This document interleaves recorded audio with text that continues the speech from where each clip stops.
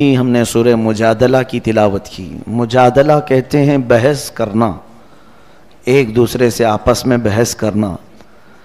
در حقیقت یہ ایک صحابیہ تھیں جن کے گھر میں کچھ معاملات ہوئے تھے۔ مطلب یہ تھا کہ ان کے شوہر نے ان کو یوں کہہ دیا تھا کہ تو میرے لیے میری ماں کی طرح ہے۔ اس کو زہار کہتے ہیں۔ ایک ہوتی ہے طلاق اور ایک ہے زہار۔ زہار اور طلاق دیکھنے میں سیم ہیں لیکن دونوں کے احکام الگ ہیں۔ میں اکثر یہ کہا کرتا ہوں کہ نوجوان نسل کو بھی یا جو شادی شدہ ہیں ان کو طلاق کے مسائل بھی سیکھ لینا چاہیے، اس لیے کہ ہم داخل ہونے کے راستے تو جان لی ہے لیکن خارج کس سے ہوتا ہے یہ بھی معلوم ہونا چاہیے۔ مثال کے طور پر کسی جگہ آپ انٹر ہو رہے ہیں تو آپ کو یہ بھی معلوم ہونا چاہیے کہ ایگزٹ کہاں سے ہے۔ اسی طرح شادی کے ذریعے سے آپ ایک نئی زندگی میں داخل تو ہو جاتے ہیں، شادی کے مسائل سب سیکھ لیتے ہیں، اور اس میں بھی بہت سارے لوگ نہیں سیکھتے شرعی طریقہ کیا ہے۔ لیکن میں سمجھتا ہوں کن چیزوں سے ٹوٹ جاتی ہے شادی یا نکاح، یہ امپورٹنٹ ہے سیکھنا، تاکہ غلطی سے اس دروازے پر نہ جاؤ۔ بہت سارے لوگ طلاق پوری ہو جاتی ہے تب مسئلہ پوچھنے آتے ہیں۔ اس ڈاکٹر کے پاس علاج کرانے کے لیے اپنے بچے کو لے جا رہے ہیں جو بچہ گھر میں مر گیا ہو، وہ کیا علاج کریں؟ علاج ہوگا؟ ابھی سانسیں باقی ہیں اور بیمار ہے، تب آپ ہاسپٹل لے جائیں تو پتہ چلتا ہے کہ کچھ علاج ممکن ہے۔ لیکن یہاں پر گھر میں پوری طلاقیں دے چکے ہوتے ہیں تب پھر مسئلہ پوچھنے آتے ہیں۔ مسئلہ تو آپ کو خود معلوم ہونا چاہیے کہ جب کوئی مرد اپنی عورت کو 3 مرتبہ طلاق کہہ دے تو اس کے لیے وہ حرام ہو جاتی ہے۔ طلاق مغلظہ اس کو کہتے ہیں اور یہ قرآن سے ثابت ہے، وہ اس کے لیے حرام ہو جاتی ہے۔ اجنبی عورت کی طرح ہو گئی، اس سے فوراً وہ الگ ہو جائے۔ اب وہ اس کے لیے حلال اس وقت تک نہیں ہوگی جب تک وہ عدت گزارے، پھر کسی اور سے نکاح کر لے۔ اب وہ دوسرا مرد اپنے اختیار سے جب چاہے اسے چھوڑے، پھر اس کی عدت گزارنے کے بعد پھر یہ پہلے شوہر کے لیے حلال ہو سکتی ہے۔ یہ طلاق کا پروسیس جو 3 طلاق ہو جائے۔ ہاں ایک بار اگر کسی نے کہا طلاق یا 2 مرتبہ کہا تو ابھی اسے بچایا جا سکتا ہے۔ یہ طلاق رجعی اس کو کہتے ہیں۔ اس میں رجوع کر سکتا ہے، واپس لے سکتا ہے، یعنی پھر اس کو دوسرے کسی کے نکاح میں دینے کی ضرورت نہیں، بلکہ خود ہی اس کا ہاتھ پکڑ لے اور کہہ دے کہ میں تجھے واپس کر لیا، تو یہ 1 طلاق یا 2 طلاق میں وہ واپس ہو جائے گی۔ اس کو طلاق رجعی کہتے ہیں۔ بتانے کا مطلب یہ ہے کہ یہ مسائل ہر مسلمان کو معلوم ہونا چاہیے۔ کچھ لوگ یہ کہتے ہیں غصے میں نے بول دیا اسے، تو میاں پیار میں کون بولتا ہے طلاق؟ غصہ آتا ہے تبھی تو یہ ساری چیزیں ہوتی ہیں۔ غصے پر کنٹرول ہونا چاہیے۔ غصے ہی کی حالت میں اکثر لوگ کہہ جاتے ہیں اور اسی وقت جو کہی جاتی ہے وہ واقع ہو جاتی ہے۔ غصے میں آدمی بے قابو ہوتا ہے۔ تو یہاں پر بہت سارے لوگ یہی عذر لے کر کے آتے ہیں، غصے میں بولا ہوں یا ہوش میں نہیں تھا بول دیا ہوں۔ میرے عزیزو، یہ سارے بہانے شریعت نے نہیں قبول کیے، حتیٰ کہ ایسے نشے کے حالت میں بولا کہ آسمان و زمین کو بھی نہیں پہچان پاتا، اس وقت بھی بولا تو بھی واقع ہو جائے گی۔ اس حالت میں بھی اگر کہا ہو تو واقع ہو جائے گی۔ میرے کہنے کا مطلب یہ ہے کہ ان تمام مسائل کو سیکھ لینا چاہیے۔ یہ ہوئی طلاق۔ ایک ہے زہار۔ جو عورتیں تم پر حرام ہیں، مثال کے طور پر تمہاری ماں، بہن، بیٹی، یہ آپ کے اوپر حرام ہے نا، پھوپھی، خالہ، یہ آپ کے لیے ابدی حرام ہے، ہمیشہ کے لیے حرام ہے۔ ان سے نکاح نہیں کر سکتے تم۔ ماں سے کوئی نکاح نہیں کر سکتا، بیٹی سے، سگی بہن سے، یا پھر اپنی پھوپھی سے یا خالہ سے، کبھی بھی وہ زندگی بھر نکاح نہیں کر سکتا۔ ان کو محرمات ابدیہ کہتے ہیں، یعنی ہمیشہ کے لیے یہ عورتیں تم پر حرام ہیں، نکاح کے لیے حرام ہیں۔ اب ان عورتوں کے ذریعے سے آپ نے اپنی بیوی کو مشابہت دے دی، ان کی طرح کہہ دیا۔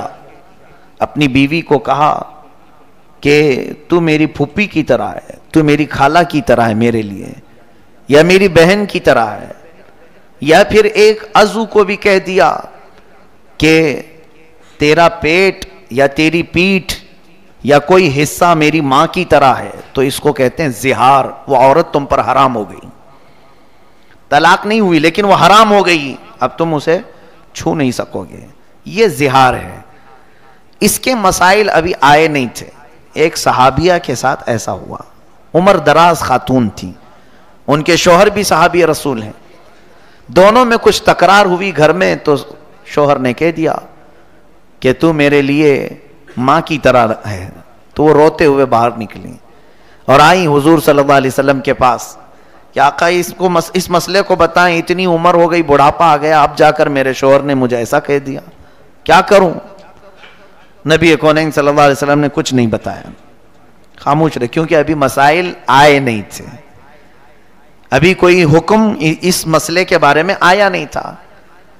تو وہ باہر نکلی اور زور زور سے بحث کرنے لگیں اپنے شوہر سے یا کچھ, کہ میرا مسئلہ معلوم ہو جائے, کیا کروں, میں گھر میں رہوں یا باہر جاؤں. وہ چلا رہی تھی. تب اللہ تبارک و تعالیٰ نے جبرائیل امین کے ذریعے آیت نازل فرمائے, قد سمع اللہ قول التی تجادلک فی زوجہا وتشتکی الی اللہ. اللہ نے اس عورت کی بات سن لی جو اپنے شوہر کے بارے میں آپ سے بحث کر رہی ہے اور اللہ کی بارگاہ میں شکایت کر رہی ہے کہ میرا مسئلہ واضح کیا جائے. واللہ یسمع تحاورکما ان اللہ سمیع بصیر. اللہ نے آپ دونوں کی گفتگو کو سن لیا ہے اور اللہ سمیع و بصیر ہے, سنتا بھی ہے, دیکھتا بھی ہے. اب آگے مسائل اللہ نے نازل فرمائے. الذین یظاہرون منکم من نسائہم ما ہن امہاتہم, ما ہن امہاتہم یعنی وہ تمہاری مائیں نہیں ہیں, لیکن اگر تم نے ایسا کہہ دیا تو یہ غلط کیا تم نے, غلط کیا تم نے. اب کیا کرے؟ اللہ تعالیٰ فرماتا ہے والذین یظاہرون من نسائہم ثم یعودون لما قالوا فتحریر رقبۃ من قبل ان یتماسا. ایک غلام کو آزاد کرنا ہوگا جس نے بھی ایسا کہا ہے. غلامی کا زمانہ تو اب ہے نہیں, پہلے غلام ہوتے تھے, ایک غلام آزاد کرو, اب یہ پھر تمہارے لیے حلال ہو جائے گی. نہیں ہے اگر, آگے سنی آیت اور بھی اللہ فرماتا ہے فَمَن لَّمْ يَجِدْ فَصِيَامُ شَهْرَيْنِ مُتَتَابِعَيْنِ مِن قَبْلِ أَن يَتَمَاسَّا. جس کے پاس غلام نہیں ہے تو پھر وہ کنٹینیو 2 مہینے روزے رکھے, تب جا کے وہ تمہیں حلال ہوگی. 2 مہینے مسلسل روزے رکھے, ایک بھی اگر بیچ میں چھوٹ گیا تو پھر اثر 9 رکھے. 60 روزے رکھنا ہوگا. شہرین متتابعین, اللہ نے فرمایا 2 کنٹینیو روزوں, 2 مہینوں کو روزے کی حالت میں گزارنا ہوگا, لیکن اتنے دنوں تک عورت کو چھو نہیں سکتے, وہ تمہارے لیے حرام ہے. اب یہ بھی اگر کوئی نہیں کر سکا 2 مہینے کے روزے, آگے رب تعالیٰ فرماتا ہے فَمَن لَّمْ يَسْتَطِعْ فَإِطْعَامُ 60 مِسْكِينًا. تو 2 مہینے کے روزے نہیں رکھ سکتا تو 60 مسکینوں کو کھانا کھلائے. وہ ایک ٹائم پہ کھلائے یا ایک مسکین کو 60 دن کھلائے, دونوں صورتیں ہیں. اب یہ 60 مسکینوں کو کھانا کھلانے کے بعد پھر تمہاری بیوی تمہارے لیے حلال ہوگی. طلاق کا پروسیجر الگ ہے اور اس کا الگ ہے. یہ زہار کہتے ہیں. یہ زہار کے مسائل شروع پارے میں ہی بیان ہوئے, لیکن خبردار اے میرے عزیزو, کچھ لوگ یہ زہار کو یا طلاق کو گالی سمجھتے ہیں. گالی دینا یعنی عورت کو کیوں بھائی طلاق کیوں کہا, گالی دینے کے لیے کہہ دیا. یہ گالی نہیں, گولی ہے, نکل جاتی ہے. گالی اس طرح سے نہیں ہوتی, اور در حقیقت اسلام میں گالی حرام ہے. ہاں, ڈانٹنے کی نیت سے تم کچھ اور الفاظ استعمال کر سکتے ہیں, اس کو کسی بھی طرح سے آپ ڈانٹ سکتے ہوں تو دوسرے الفاظ میں ڈانٹیں, لیکن یہ الفاظ طلاق کے یا زہار کے ہرگز نہ بولیں. کبھی بھی اپنی عورتوں کو کسی نے اگر یہ الفاظ استعمال کر لیے کہ تو میرے لیے میری ماں کی طرح ہے, میری بہن کی طرح ہے, میری بیٹی کی طرح ہے, تو میرے لیے میری پھوپھی کی طرح ہے, میری خالہ کی طرح ہے, تو یہ الفاظ جو ہیں زہار کے ہیں, عورت اس پر حرام ہو جاتی ہے. پھر اگر حلال کرنا ہے واپس اپنی عورت کو تو کنٹینیو 2 مہینے کے روزے رکھے, یا تو پھر 60 مسکینوں کو کھانا کھلائے, تب وہ عورت حلال ہوگی. تو اس سے اندازہ کیجئے کہ ہمارے یہ خانگی جو مسائل ہیں، ازدواجی زندگی کے جو مسائل ہیں، یہ سیکھنا کتنا ضروری ہے. کیا ان مسائل سے سارے لوگ واقف ہیں؟ کیا یہ سارے لوگ جانتے ہیں زہار کیا ہوتا ہے؟ کیوں نہیں سیکھے؟ قیامت کے دن اگر تم میں سے کسی کے ساتھ ایسا معاملہ ہو گیا اور پکڑے گئے، اللہ تبارک و تعالیٰ نے پوچھا کہ تو اپنی بیوی کے ساتھ زہار کیا تھا پھر بھی ایسی زندگی گزارتا رہا، رب تبارک و تعالیٰ کی بارگاہ میں اگر کسی نے یہ کہا کہ مولا مجھے معلوم نہیں تھا، تو دو پکڑ ہوگی. سیکھا کیوں نہیں، اس پر بھی مار پڑے گی، اور کیا کیوں، اس پر الگ سزا ہوگی. جو انجانے میں گناہ کرتا ہے اس کی 2 سزا ہیں، اور ایک نہ سیکھنے کا، کیونکہ اللہ نے فرمایا کہ تمہارے لیے کیا نبی کا حکم نہیں آیا تھا، طلب العلم فریضۃ علی کل مسلم و مسلمہ، ہر مسلمان مرد اور عورت پر اتنا علم سیکھنا فرض ہے جس سے وہ اسلامی زندگی گزار سکے. یہ علم تو ہر ایک مسلمان پر فرض تھا، تم نے نہیں سیکھا، یہ غلطی تمہاری ہے. تو دو سزائیں ہیں وہاں پر، ایک نہ جاننے کی سزا اور ایک گناہ کرنے کی سزا. اسی لیے میرے عزیزوں ان مسائل کو باریکی کے ساتھ یاد کر لو. آج لوگ بڑے بڑے ڈسکشن میں رہتے ہیں، انٹرنیٹ پر مناظرے کرتے رہتے ہیں، اور وہ بھی جس سے ان کا حاصل ہی نہیں، کچھ ضرورت نہیں ہے، ایسی چیزیں پوچھتے رہتے ہیں. تاریخ کی باتیں، حضرت موسیٰ علیہ السلام ناشتے میں کیا کھاتے تھے، ہاں حضرت عیسیٰ علیہ السلام کا گھر کیسا تھا، حضرت ابراہیم علیہ السلام کس وطن میں رہتے تھے، یہ تاریخی انفارمیشن ہے. تم یہ پوچھو کہ کون سی چیز میرے لیے حلال ہے اور کون سی چیز میرے لیے حرام ہے. کمائی کے معاملات میں، کھانے پینے کے معاملات میں، گھریلو زندگی کے معاملات میں، نماز کے مسائل، وضو کے مسائل، یہ تمام چیزیں چھوڑ دیا، اور پھر انٹرنیٹ میں لا یعنی چیزیں جس سے اس کا یعنی عملی زندگی میں کوئی تعلق نہیں ہے، ایسے مسائل میں یہ پڑ گئے ہیں. اور اسی وجہ سے آج دیکھیں وہ لوگ اپنے ہاتھ میں قلم اور فتویٰ لے کر کے گھوم رہے ہیں جن کو ابھی استنجا کے مسئلے بھی نہیں معلوم، اور وہ بڑے بڑے لوگوں کے ایمان ناپ رہے ہیں کہ یہ مسلمان ہے کہ یہ کافر ہے، یہ دائرہ اسلام سے نکلا ہوا ہے. خود کو یہ نہیں معلوم کہ ابھی میں اسلام پر پورا قائم ہوا کہ نہیں ہوا. میرے عزیزوں آج کے دور میں جتنی چیزیں آپ کو سیکھنا ضروری ہے ان تمام چیزوں کی طرف دوڑو. زندگی بہت تیزی سے نکلتی جا رہی ہے. جو ضروری مسائل ہیں ان سب کو کسی نہ کسی ذریعے سے سیکھو. علمی محفلوں میں بیٹھو یا علماء کی صحبت اختیار کرو. کیا علماء صرف تعویذ گنڈے کے لیے ہی ہیں؟ دھاگے دم درود اسی کے لیے ہیں علماء؟ بچے بیمار ہوں، گھر میں مصیبت ہو، اسی لیے علماء ہیں؟ علماء کرام کے پاس آپ زیادہ سے زیادہ علم سیکھنے کے لیے وقت گزارو. کئی چیزیں میں دیکھتا رہتا ہوں، علماء کا کام کیا ہے. ہم بھی اس دور سے گزر رہے ہیں، لوگوں نے ان کو کیا چیز بنا رکھا ہے.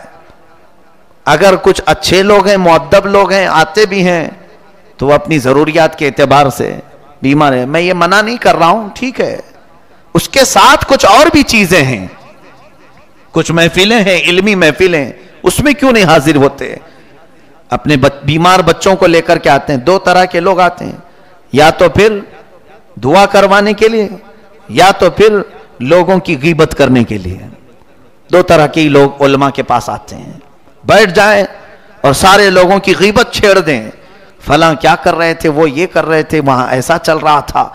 خود بھی گنہگار ہوتے ہیں اور علماء کرام کو بھی ایسے غیبت میں مبتلا کر جاتے ہیں. ایسے حالات سے گزرتے رہتے ہیں، ہم دیکھتے ہیں. میرے عزیزو، یہ علم سیکھنے کا موقع آپ کے پاس اگر مل گیا ہے علماء کے ذریعے سے تو زیادہ سے زیادہ حاصل کر لو.